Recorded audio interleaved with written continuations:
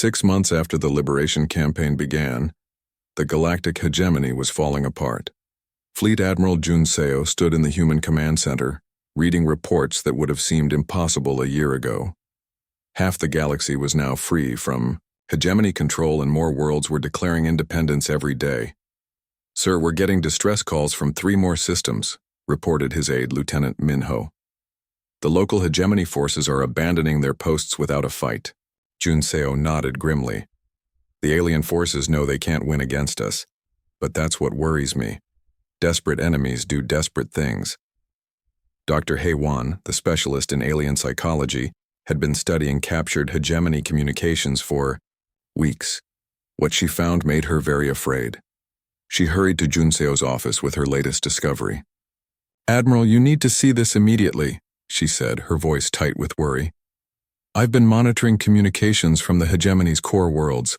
They're planning something terrible." Jun Seo looked at the alien text on her screen. Even translated into human language, the words were horrifying. "A reality bomb. What exactly does that mean?" "From what I can understand, it's a weapon that destroys space itself," Hei-Wan explained. "It would collapse the dimensional structure of everything within 1,000 light years. Not just destroy it, but make it so it never existed at all." Lieutenant Minho went pale. "That would kill billions of innocent beings, including all the worlds we've liberated." "And that's exactly what Overlord Thexcon wants," Hei-Wan continued. "I've been analyzing his psychological profile. He would rather destroy everything than admit he was wrong about humans." Captain Dong-hyun was preparing his stealth ship for what might be the most important mission in human history. His vessel, the Shadow Walker, was humanity's most advanced stealth technology. It could exist in multiple dimensions at once, making it completely invisible to any known detection system. "Captain, are you sure about this?" asked his engineer, Yan Wu. "The alien fortress has defenses we've never seen before." Dong-hyun checked his equipment one more time. "Someone has to stop that weapon. If I can get inside their facility, I can disable it." "And if you can't get out?" Dong-hyun smiled, but there was sadness in his eyes. "Then at least the galaxy will survive." But Fleet Admiral Jun Seo had a different plan. He called together all the human commanders for an emergency meeting. On the screen were faces from across human space: General Quan, Captain Dasom, Admiral Song-ho, and dozens of others. "I know what you're all thinking," Jun Seo began. "Captain Dong-hyun volunteers for a suicide mission, and we try to save the galaxy by sacrificing one of our best officers." "It's the logical choice," General Quan said quietly. "One life to save billions." "No," Jun Seo replied firmly. "We're not going to sacrifice anyone. It's time to show the galaxy who we really are." Dr. Hei-Wan looked confused. "Sir, what do you mean?" Jun Seo smiled, and for the first time in months he looked truly confident. "During our 300 years of isolation, we didn't just develop new technology. We developed into something new ourselves, something the aliens can't understand or destroy." He turned to his communications officer. "Send a message to every human in the galaxy. Tell them it's time for the great revealing." Across human space, from Earth to the newest colonies, humans began to change. Not physically, but dimensionally. For 3 centuries, they had been learning to exist in multiple realities at once. Now, for the first time, they would show the galaxy what they had become. Captain Dasom felt the change happening to her crew. One moment they were normal humans on a normal ship. The next moment, they existed in 17 different dimensions simultaneously. She could see herself standing on the bridge, but she could also see versions of herself in realities where the ship was different, where space itself followed different rules. "Captain, this is incredible," Engineer Wu Jin said, his voice filled with wonder. "I can see the mathematical structures that hold reality together. I can touch the equations that define space and time. On the alien fortress where the reality bomb was being built, Overlord Thexicon was watching his weapon near completion. It was a massive device that bent space around itself, creating a bubble of twisted reality. When activated, it would spread, across the galaxy like a wave of destruction. How much longer, he demanded. 2 hours, my lord, replied his chief scientist. But sir, are you certain about this? The weapon will destroy our own worlds as well. Thexacon's eyes burned with insane hatred. Better to rule over empty space than to let humans make us look weak. But as he spoke, something impossible happened. Humans began appearing inside his fortress. Not breaking in, not teleporting, just existing where they hadn't existed before. They walked through walls like the walls weren't there. They stood in vacuum without spacesuits, breathing air that didn't exist. Captain Dong-hyun materialized next to the reality bomb, but he wasn't alone. Versions of himself from different dimensions stood beside him, each one slightly different, but all working toward the same goal. Impossible, Thexcon screamed. How are you here? Our defenses should keep you out. Dong-hyun smiled sadly at the alien overlord.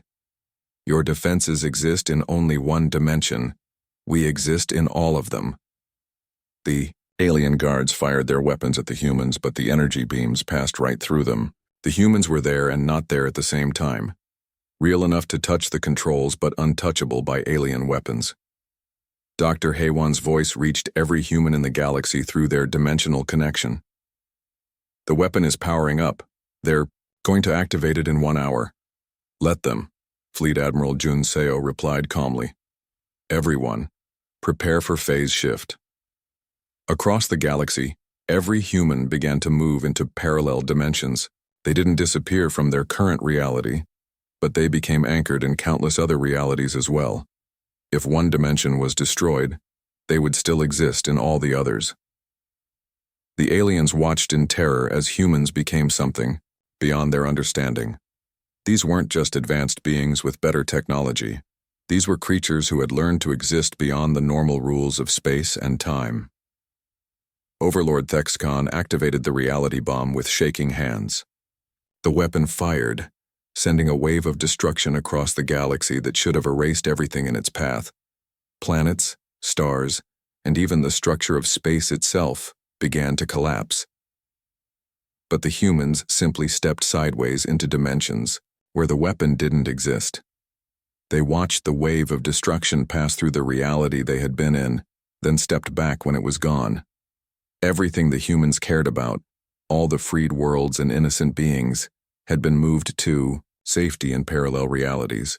No, Thexcon screamed as he realized his ultimate weapon had failed. This is impossible. You can't escape the destruction of reality itself. Captain Dong-hyun appeared directly in front of the alien overlord, existing in the same space, but somehow not touching him. You never understood what you were fighting, he said gently. You thought we were just another species competing for resources. But we became something more. We became beings who exist beyond any single reality. Admiral Song Ho's fleet reappeared in normal space, completely unharmed by the reality bomb. Around them, the galaxy looked exactly as it had before the weapon fired. The only difference was that every hegemony military facility had been destroyed by their own weapon. Report, Jun Seo requested. All human personnel accounted for, reported General Kwan. All liberated worlds are safe. The reality bomb eliminated itself and every hegemony military installation in the galaxy. Dr. Haewon was studying the readings from the weapon's activation. Admiral, the bomb did exactly what we hoped it would. It destroyed the hegemony's ability to wage war while leaving everything else untouched. Overlord Thexacon found himself alone on his damaged fortress, his empire's military power erased by his own desperate gambit. Around him, human ships appeared like flowers blooming in space. What are you going to do to me? He asked, his voice broken by defeat. Fleet Admiral Jun Seo's image appeared on Thexcon's screen. The human looked tired but not angry. We're going to give you something your empire never gave anyone else. We're going to give you a choice. 1 year after the reality bomb failed, Supreme Admiral Mi Young stood in what used to be the Galactic Hegemony's throne room. Now it was being converted into something the galaxy had never seen before, a meeting place where all species could gather as equals. The representatives are arriving, reported Captain Yu Jin, who now led the new peacekeeping corps, 47 different species all coming to sign the Galactic Charter. Mi Young watched through the large windows as ships from across the galaxy arrived at the space station. Each vessel was different, representing the unique cultures and technologies of the freed worlds. But they all flew the same flag, a simple design showing stars connected by threads of light, symbolizing unity without domination. Philosopher Byung-ho was putting the finishing touches on the document that would change galactic civilization forever. The Galactic Charter of Sentient Rights was not a list of rules imposed by conquerors. It was a promise that every thinking being had the right to choose their own path. "Are you nervous?" asked his assistant. Dr. Suman Byung-ho smiled as he reviewed the text one more time. 300 years ago, humanity was told to stay away from galactic civilization. Now we're helping to create a new one. If that's not worth being nervous about, I don't know what is. In the station's medical bay, former Overlord Thexcon was recovering from surgery, not because he was injured, but because human doctors had offered to remove the biological implants that his empire used to control their leaders. For the first time in his life, his thoughts were completely his own. Dr. Namju checked his readings and nodded with satisfaction. "The control devices are completely gone. How do you feel?" Thexicon looked at his hands as if seeing them for the first time. "Strange. Empty. For my entire life, I heard voices telling me what the Empire needed, what I must do for the greater glory. Now there's only silence. That silence is called freedom," Dr. Namju explained gently. "It takes time to learn how to use it." The signing ceremony began in the Great Hall. Representatives from dozens of species gathered around a circular table, with no head or foot to show that all were equal. Supreme Admiral Mi Young stood to address the assembly. "Friends, we are here to create something that has never existed before," she began. "A galactic community based on choice, not force. On cooperation, not conquest." Elder Kal of the Zirians raised his silver hand. "Admiral Mi Young, many of us have lived our entire lives under hegemony rule. We know how to follow orders, but we don't know how to be free. Will you teach us?" Mi Young's expression was gentle but firm. "We will help you learn, but we will not teach you how to be free. Freedom cannot be taught. It can only be discovered by each being for themselves." Captain Yu Jin was managing the practical side of the new galactic order. Her peacekeeping corps was unlike any military force that had ever existed. It included members from every liberated species, all volunteers who had sworn to protect freedom rather than serve any government. "Admiral, we have reports from the Outer Rim," she said. 3 more hegemony governors have requested to join the new confederation. "What about their populations?" Mi Young asked. "The people are voting on whether to accept their former rulers," Yujin replied. "Some worlds are saying yes, others are choosing new leaders entirely." This was the miracle of the new galactic order.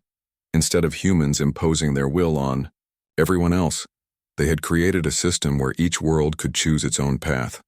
Democracy was spreading across the galaxy not because humans forced it, but because people discovered they liked having a say in their own lives. Philosopher Byung-ho presented the charter to the assembly. The document was written in the languages of all 47 species, but its principles were simple enough for anyone to understand. "Every thinking being has the right to life and liberty," he read. "Every world has the right to govern itself. Every species has the right to pursue its own destiny among the stars." The Zephyrian representative, a tall being with golden skin, asked the question many were thinking. "But what happens when species disagree? What happens when conflicts arise?" "Then we talk," Mi Young answered simply. "We discuss, we negotiate, we find solutions that work for everyone involved. And if talking fails, then we talk more," Mi Young said with a smile. "We have learned that most conflicts come from misunderstanding, not real differences. When people truly listen to each other, they usually find ways to work together." In a special section of the station, former Overlord Thexcon was working with refugees from his old empire. These were beings whose worlds had been destroyed or devastated by hegemony policies. His job was to help rebuild what his orders had destroyed. "Why do you help us?" asked a young Rigelian whose family had died in hegemony labor camps. "You were our oppressor." Thexacon's voice was quiet and sad. "Because I need to understand what I did. I need to see the real cost of the empire I served, and maybe if I work hard enough, I can help heal some of the damage I caused." The young Rigelian studied Thexacon's face for a long moment. "Will you really help? Or is this just another trick?" "I don't know," Thexacon answered honestly. "I'm still learning how to be someone who isn't controlled by Empire voices. But I want to try." As the charter signing continued, Engineer Wu Jin was setting up the new Galactic Communication Network. Unlike the old hegemony system that could be controlled or shut down by central authority, this network belonged to everyone and no one. At the same time, each world gets their own secure channel, he explained to the technical representatives. But everyone can also access the common frequencies for trade, cultural exchange, and emergency assistance. A xerophyte engineer, a being that looked like a walking tree, asked, "What prevents one species from taking control of the entire network?" "The design itself," Wu Jin replied. "The network exists across multiple dimensions, just like human technology. No single point can control it because there is no single point. It belongs to everyone who uses it." The signing ceremony reached its climax as each representative added their mark to the charter. Some signed with traditional pens, others used energy patterns, and a few species left pheromone traces that would last for centuries. Supreme Admiral Mi Young was the last to sign, representing not just humanity, but the principles that had made the new Confederation possible. "Today we start over," she announced. "Today we begin to build a galaxy where every being can reach for the stars and know they have the right to touch them." Captain Yu Jin looked out at the ships surrounding the station. Instead of the gray uniformity of hegemony vessels, the space around them was filled with ships in every color and design imaginable. Each one represented a culture that was free to express itself for the first time in centuries. "It's beautiful," she said to her second-in-command, Lieutenant Jae-sung. "It's chaos," Jae-sung replied with a grin, "and I love it." The ceremony ended, but the real work was just beginning. Across the galaxy, former slave worlds were writing their own constitutions, establishing their own governments, and reaching out to make friends with neighbors who had been enemies under hegemony rule. 1. Year later, Dr. Sumin brought philosopher Byung-ho a report that made him smile. "Sir, you should see this. The Andromedans are asking to join our confederation." "The Andromedans? From the Andromeda galaxy?" "Apparently, word of our charter has spread beyond our own galaxy. Entire civilizations are asking to learn about this idea of freedom." Byung-ho looked out at the stars, thinking about how far humanity had come. 3 centuries ago, they had been forbidden from leaving their own solar system. Now they were teaching freedom to beings from other galaxies. In the gardens of the space station, children from dozens of different species played together under Earth's imported trees. Their parents watched with wonder as beings who should have been natural enemies laughed and shared toys without any concern for the old divisions.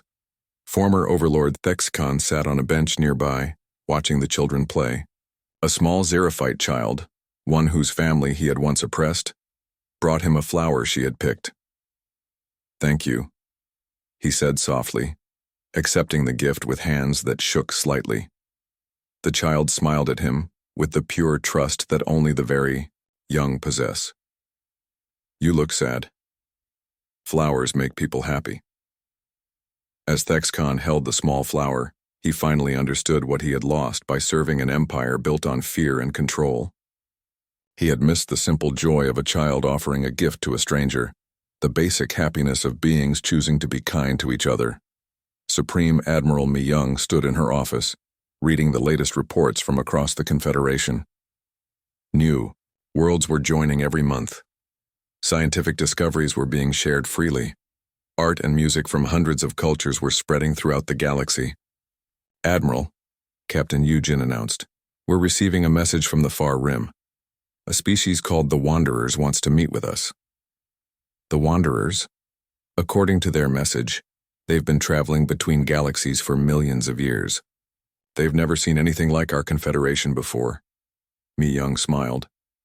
Tell them they're welcome to visit. Tell them we'd be honored to learn from beings with such experience. As the sun set over the space station, casting Earthlight through the windows, the galaxy settled into its new rhythm.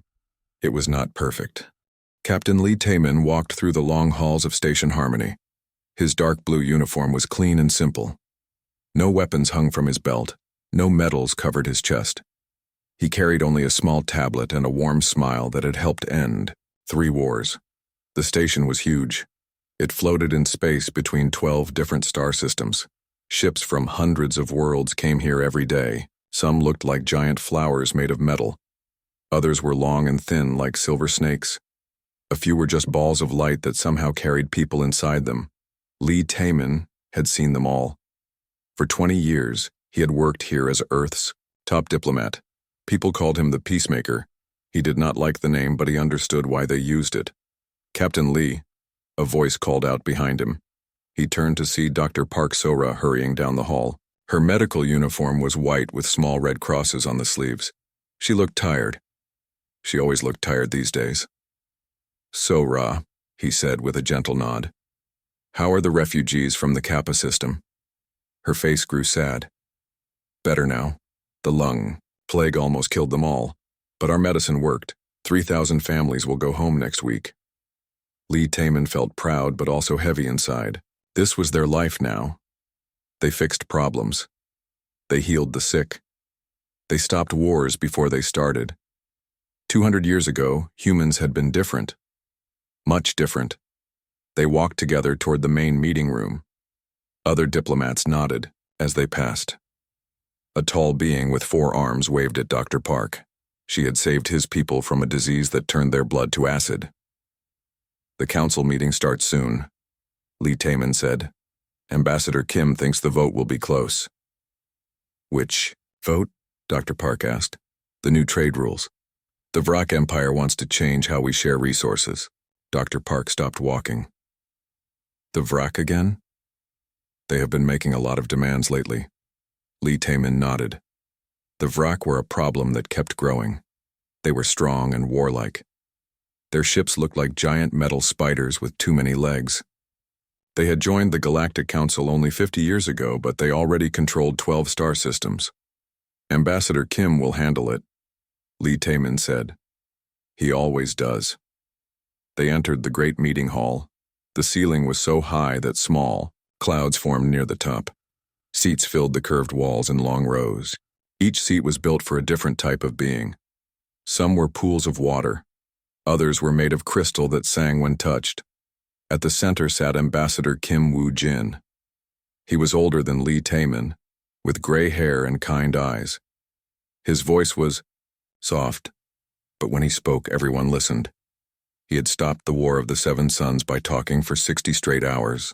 He had convinced the machine worlds to spare the Organic Alliance by sharing human poetry with them. Near the back of the room, Lieutenant Choi Ha-na stood guard by the human section. She was young and sharp-eyed. Her job was to watch and listen. She carried no weapons, just like all human security. But her mind was always working, always thinking. Welcome, friends, Ambassador Kim said as the room filled up. Today we talk about trade, about fairness, about how we share the good things in our galaxy. A Vrak delegate stood up. He was huge, almost 3 meters tall. His skin was dark gray, like old metal. 4 red eyes glowed on his face. When he spoke, his voice was deep and harsh. The Vrak Empire grows strong, he said. We need more resources, more worlds, more workers. The current trade rules are too slow, too weak. Other delegates started talking at once. Some agreed, many did not. The Zephyrians, who looked like living wind, whispered among themselves. The Crystal Singers made soft music that sounded worried. Ambassador Kim raised one hand. The room became quiet. Friend Kethval, he said to the Vrak delegate, what exactly do you ask for? Simple, Kethval replied. The Vrak Empire should control trade in the outer systems. We are strong. We can protect the weak species. They should work for us. We will give them safety. Dr. Park leaned toward Lee Tae-min. That sounds like slavery, she whispered. It does, he whispered back.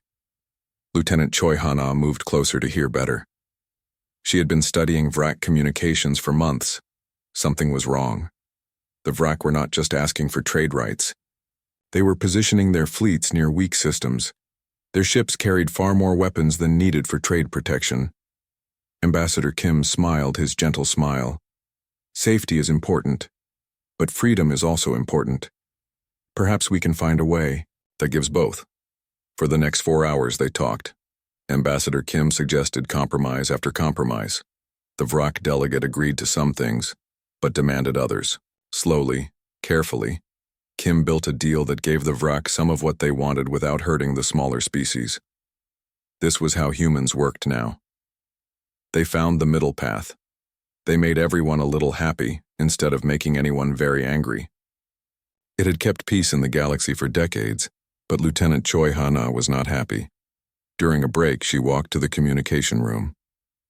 She sent a coded message to General Yoon Jae-ho back on Earth. The message was simple. Vrak fleet movements do not match trade mission claims. Request permission to investigate. The answer came back quickly. Negative. Maintain diplomatic protocols. That is not our way anymore. Hana stared at the screen.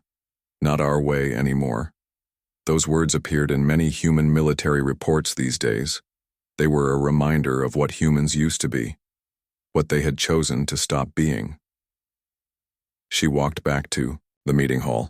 The vote was starting. One by one, each species cast their decision. The trade agreement passed by a small margin. The Vrak got some of what they wanted. The smaller species kept their freedom. Ambassador Kim looked pleased. Dr. Park smiled. Lee Tae-min felt the familiar mix of pride and worry that came with every diplomatic victory. After the meeting, the human delegation gathered in their private rooms. The walls were covered with pictures from Earth, green forests, blue oceans, cities full of people who had learned to live in peace. Good work today, Lee Tae-min said to Ambassador Kim. Thank you. But I worry about the Vrak. They push harder, each year. Dr. Park poured tea for everyone. It was a simple ritual that reminded them of home. The medical reports from Vrak space are strange, she said.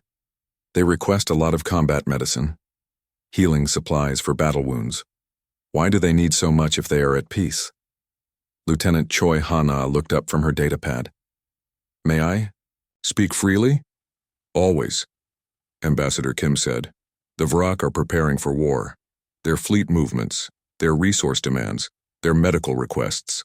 Everything points to a major military operation. The room became very quiet. If that is true, Lee Tae-min said slowly, what should we do? We do what we always do, Ambassador Kim replied. We watch, we talk, we try to prevent violence before it starts. That is who we are now. Hana wanted to say more. She wanted to tell them about the old files she had found. Files that spoke of humans who did not just prevent wars but won them. Humans who had once been the most dangerous species in known space. But those files were classified. That history was buried for good reasons. Humans had chosen a different path. They had become healers instead of warriors, diplomats instead of conquerors. As the meeting ended, each human went back to their duties. Lee Tae-min prepared reports for Earth. Dr. Park checked on her patients in the medical bay. Ambassador Kim planned for tomorrow's sessions. Lieutenant Choi Hana returned to her post. She watched the screens that showed ship movements across the galaxy. Vrak vessels were moving in patterns that made her stomach feel cold. But orders were orders. Humans did not fight anymore. They had promised the galaxy and themselves that those days were over. Outside the station, stars twinkled in the endless dark. Among them, Vrak warships moved like hungry predators. But inside Station Harmony, the lights were warm and bright. Peace continued, fragile and precious. For now, War Prime Kethmore stood on the bridge of his flagship, the Iron Claw. Through the massive viewing window, he watched a beautiful world die. The planet Cathera spun slowly below, its crystal cities still glowing even as they burned. The Cathara people had been peaceful. They communicated through songs that could travel through crystal formations across their world. Their cities were grown, not built, reaching toward the sky like frozen music. They had never made weapons. They had never fought wars. That had made them easy to kill. "Report," Kethmore said to his second-in-command. "All major cities destroyed. Population centers eliminated. Crystal formations shattered. The song networks are permanently silenced." Kethmore nodded. Good. The Cathara had served their purpose. They were the first message to the galaxy, a demonstration of what happened to species who could not defend themselves. Begin mining operations. Strip everything useful. Leave nothing. What? About survivors, War Prime? There are no survivors. This was the Vrak way. Total victory. Complete domination. They did not conquer worlds to rule them. They conquered worlds to empty them, to take everything and leave nothing but dust and silence. 6 months had passed since the trade negotiations on Station Harmony. 6 months of careful preparation. While the galaxy debated and discussed, Vrak fleets had moved into position. While diplomats talked about peace, Vrak engineers had built new weapons. The humans had been especially helpful. They never suspected anything. They saw trade ships where others might have seen warships. They believed in peace so strongly that they could not imagine anyone truly wanting war. "Next target, War Prime," his officer asked. "The Myrnoid systems, underwater cities. They think their oceans will protect them." Kethmore smiled. He had special weapons for underwater cities. Far away, on Station Harmony, Dr. Park Sora worked in her medical bay. The first refugees from Cathara had arrived 3 days ago. There were not many of them, only a few thousand out of billions. They did not sing anymore. Sora had tried everything to heal them. Their bodies were fine, but their minds were broken. They sat in silence, staring at nothing. When she played recordings of their own music, they covered their ears and cried. "Doctor," her assistant called. "More ships arriving. From the Myrnoid worlds." Sora felt her heart grow cold. She had hoped the attack on Cathara was a single event, something that could be contained and stopped. But if the Myrnoids were fleeing too, the new refugees were different from the Cathara. The Myrnoids could live both in water and air. They had silver-blue skin and large eyes like deep pools. They were known across the galaxy for their kindness and wisdom. But these Myrnoids were terrified. They babbled about boiling seas and cities that melted like ice. They spoke of weapons that turned water into acid, of entire oceans becoming poisonous graveyards. "How many worlds?" Sora asked one of the refugee leaders. 7 so far, the Myrnoid whispered. 7 worlds, all dead, all empty. Sora sent urgent reports to Earth, to the Galactic Council, to anyone who would listen. The reports were clear and desperate. The Vrak Empire was not expanding. It was erasing entire species, but the responses were always the same. "We are investigating. Diplomatic channels are being explored. The Council will meet to discuss appropriate responses." Meanwhile, more refugee ships arrived every day. Soon, Sora's medical bay was overcrowded. Refugees slept in the hallways. Children cried for parents who would never come. Adults stared at walls, lost in memories of worlds that no longer existed. Lieutenant Choi Hana spent her time in the intelligence center. She tracked ship movements and communication patterns. What she found made her sick with worry. The Vraki were not just attacking random worlds. They had a plan. They started with the weakest species first, the ones with no military, no weapons, no way to fight back. Then they moved to slightly stronger targets. Each victory made them more confident.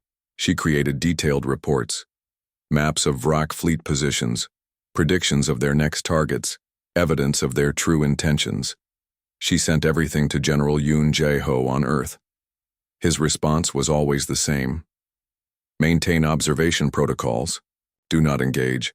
That is not our way anymore." Hana wanted to scream. She wanted to grab the general and make him look at the refugee camps, make him see the children who would never go home. make him understand that sometimes observation was not enough, but she followed orders. That was what humans did now. They followed peaceful orders and hoped that someone else would solve the problems. Ambassador Kim Woo-jin tried his best to rally the Galactic Council. He gave speech after speech. He showed them evidence of Vrak atrocities. He begged them to take action before more worlds died. The Council listened politely. They formed committees to study the issue. They drafted strongly worded letters of concern. They scheduled meetings to discuss scheduling more meetings. Meanwhile, the Vrak fleets moved like a plague across the outer rim. The singing stones of Melodia fell silent. The great libraries of wisdom turned to ash. The peaceful gardens of serenity became radioactive wastelands. Each dead world sent its handful of survivors to stations like Harmony. Dr. Park So-ra worked 20 hours a day trying to care for them all. She had started using human medical supplies that were meant for Earth's emergencies. No one complained. How could they? "We need more space," she told Captain Lee Taemin during one of their brief meetings. "And more medicine, and more food. These people have lost everything." Lee Taemin looked older than his years. The stress was wearing on all of them. "I have requested additional supplies from Earth. They will arrive next month." Next month might be too late. The Vrak are moving. Faster now. The attacks are getting bigger. Lee Taemin sat down heavily. "I know, but what can we do? We are diplomats and doctors. We are not—" He stopped himself from finishing the sentence. They both knew what he had almost said. "We are not soldiers. We are not what we used to be." In her private quarters, Lieutenant Hana worked late into the night. She had found something in the old Earth archives, something that most humans were not supposed to see. References to something called Directive Zero and the Old Ways. Every time she tried to access the files, her security clearance was denied. But she kept trying. She had a feeling that somewhere in Earth's buried history was the answer to their current problem. The answer to how a species survived when diplomacy failed. Engineer Bae Min-ho worked in the Deep Space Communication Center of Station Harmony.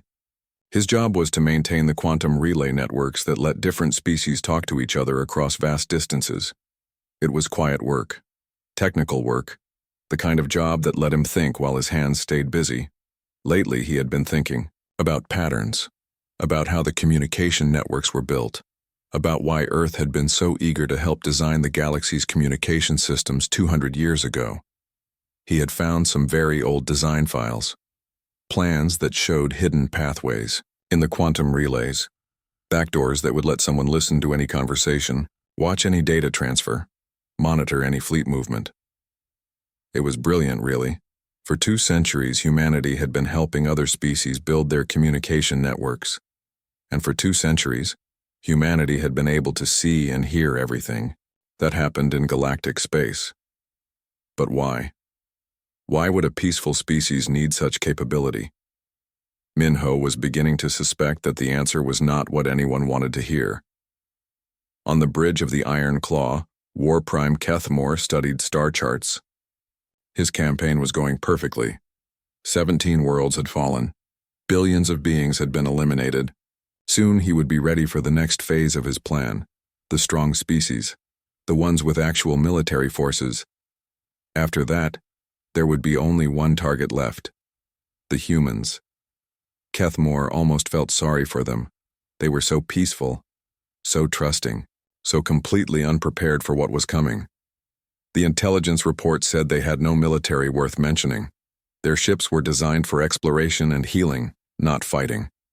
They would make excellent servants when the time came. Smart enough to be useful, weak enough to control. The perfect pet species for the new Vrak Empire. But first he had to finish with the Outer Rim, a few more systems to cleanse, a few more species to erase. Then, he could begin the real war. Back on Station Harmony, Dr. Park So-ra sat with a group of refugee children. They came from 7 different worlds. They spoke different languages and had different shapes. But they all had the same look in their eyes, the look of those who had seen too much. She told them stories to help them sleep. Simple stories about brave heroes and happy endings. Stories where the good people always won and the bad people always lost. The children listened politely, but she could tell they did not believe her anymore. How could they? They had seen their worlds burn. They had watched their families die. They knew that sometimes the bad people won and the good people suffered. As she tucked them into their beds, Sora made a quiet promise. Somehow, some way, she would make sure they were safe. Even if it meant asking humanity to remember things they had tried to forget, even if it meant becoming something they had sworn never to be again. Sanctuary Prime had always been a symbol of hope. The colony world sat at the edge of human space, welcoming refugees from across the galaxy. 50 million humans lived there alongside 30 million beings from other worlds. It was proof that different species could live together in peace. Captain Lee Taemin stood on the observation deck of the evacuation ship, Mercy's Call, watching his childhood home burn in the distance. Wrack warships surrounded the planet like hungry vultures. Their weapons turned the sky orange and red. "How long until the civilian transports are loaded?"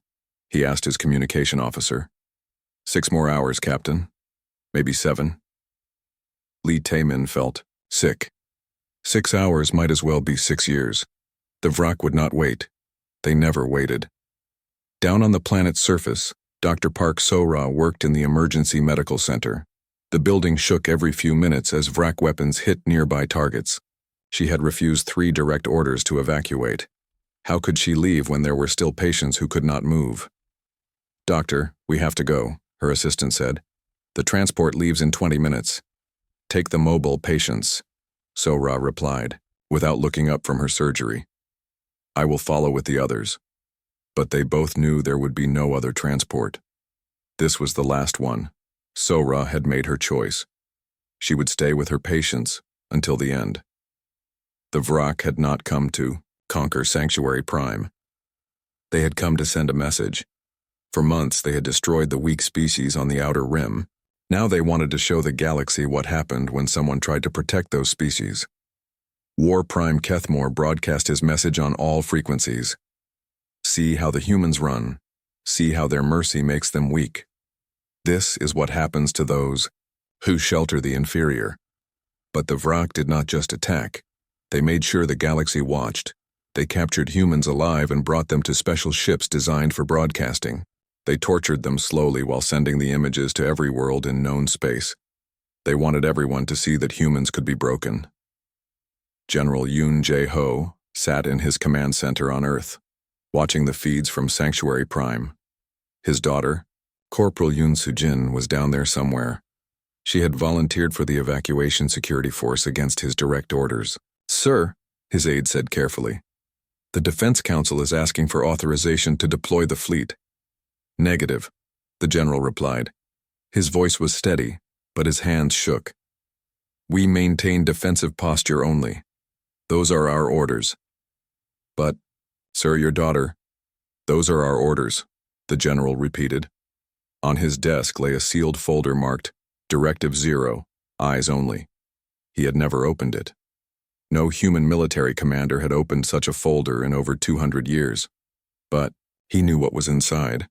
Everyone in the senior command knew. It was humanity's emergency protocol, the thing they would do if they had no other choice, the thing they had sworn never to do again. Lieutenant Choi Hana had finally broken through the encryption on the old Earth archives. What she found made her hands tremble as she read. File after file of humanity's true history. Not the sanitized version taught in schools, but the real story. Humans had not evolved past war.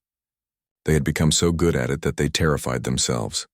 The file spoke of weapons that could destroy solar systems, of biological agents that rewrote the DNA of entire species, of psychological warfare techniques that drove civilizations to madness. They told stories of human armies that did not just defeat enemies but erased them from existence. The worst part was how efficient it all was, how scientific, how carefully planned. Humans had not been random killers. They had been the most organized, methodical, and successful predators the galaxy had ever known. They had studied death the way others studied life, and they had become artists at it. The Terran Accords were not peace treaties. They were humanity's promise to lock away the monster they had discovered inside themselves. Hana read about Admiral Park Dong-soo, the man who had ended the last human war. His final speech to the Earth Assembly was preserved in the files.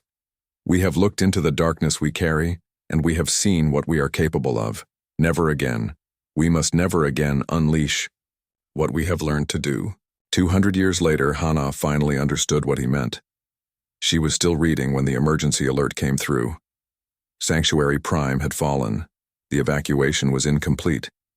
Thousands of humans and refugees had been captured alive. The Frak were about to show the galaxy what they did to prisoners. Corporal Yoon Soo-jin woke up in a metal cage. Her head hurt, and her left arm was broken. Around her, other prisoners sat in similar cages. Some were human. Others were refugees from destroyed worlds. The room they were in was designed like a theater. Bright lights pointed at the cages. Cameras recorded everything. She realized with growing horror that this was being broadcast live across the galaxy. A Vrak officer entered the room. He was huge, even for his species, with scars covering his dark gray skin. He smiled at the cameras, showing teeth like broken glass. "Welcome, Galaxy, to today's entertainment," he said.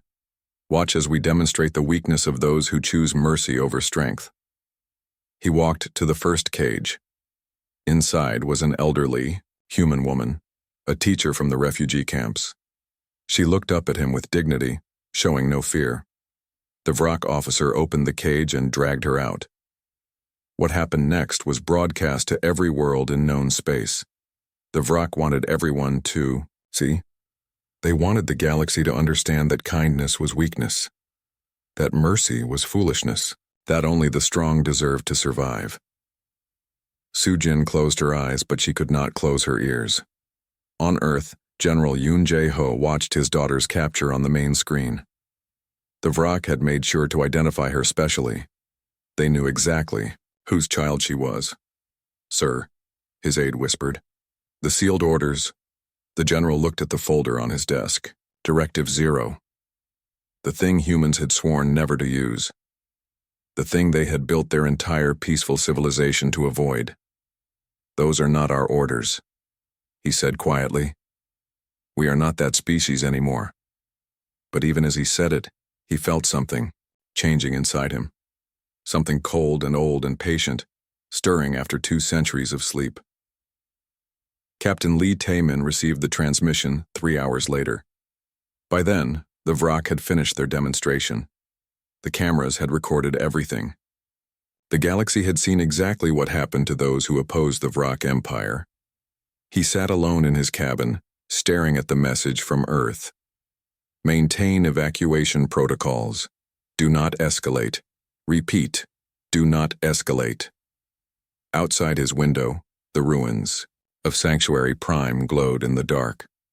Somewhere in those ruins were the bodies of millions of innocents. People who had trusted humanity to protect them. People humanity had failed. Dr. Park Sora had died in the medical center, found by rescue teams with her arms wrapped around 2 refugee children. The Vrak had come for them, but she had hidden them under her own body. The children lived. She did not. When Lee Taemin heard the news, something broke inside him. Sora had been the best of them, the kindest, the most dedicated to healing and helping others. And she was dead because humans had chosen to be peaceful. Engineer Bae Min-ho monitored the galactic communication networks from his deep space station. He watched as the Vrak broadcast spread to every corner of known space. He saw the reactions from different worlds: fear, horror, and something else: relief. Many species were actually relieved that someone else had been hurt instead of them. They were grateful that the Vrak had chosen human targets. Better them than us, the messages said. Minho realized that humanity's 2 centuries of kindness had not earned them love. It had earned them the galaxy's assumption that humans would always be the ones to sacrifice themselves for others. The galaxy had gotten used to humans being victims, but as Minho dug deeper into the communication networks, he found other messages. Secret transmissions that few were meant to see. Military communications from Earth to human colonies. supply requests that did not match any known peaceful operations. Someone on Earth was preparing for something big. Lieutenant Choi Hana was still in the archives when she found the most classified file of all. It was labeled Project Prometheus, Final Contingency. Inside were blueprints for ships that had never been built, weapons that had never been tested, battle plans that had never been used. It was humanity's emergency war machine, designed and ready, but never activated. The file was 200 years old, but it had been updated as recently as last month. Someone had been maintaining humanity's capacity for war.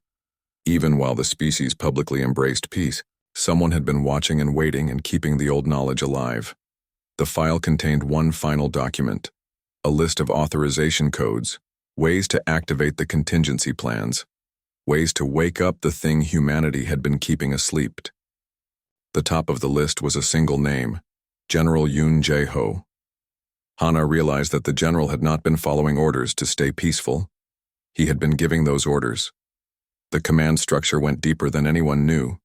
Somewhere in Earth's government, people had been preparing for this day, the day when humanity might have to remember what they used to be. On the bridge of the Iron Claw, War Prime Kethmore felt satisfied. The broadcast had been perfect. The galaxy had seen human weakness. They had watched humans die helplessly while their own government did nothing to save them. Soon, other species would begin to doubt human protection. They would stop trusting human promises.